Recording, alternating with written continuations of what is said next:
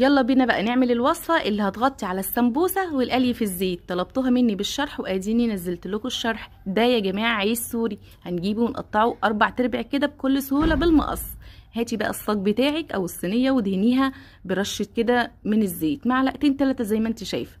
وبعد كده هاتي بقى الحشوة اللي تحبيها. انا هنا كنت محضرة لحمة مفرومة متعصجة بالبصل وبالفلفل الاخضر والطماطم، وكمان بحط عليها ميكس من الجبن الموتزاريلا والجبنة الشيدر بتدي طعم حلو قوي، وبخزنها في الفريزر للسمبوسة والوصفتي دي لاني انا بعشقها.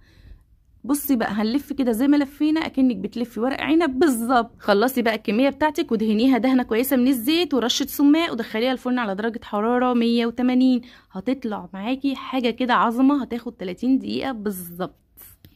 عايزه اقولك ان دي اجمد وصفه هتعمليها رمضان. انا دي اول يوم رمضان بعملها، ولادي اصلا ما بياكلوش غيرها من كتر جمالها وحلاوتها.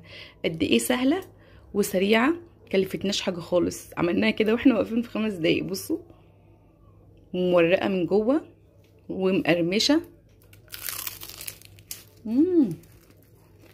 طبعا انا كترت فيها حشوه الجبنه باللحمه المفرومه عشان كده باظت كده من هنا.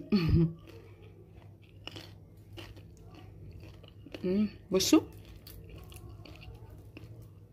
التوريقه بتاعتها خطيره.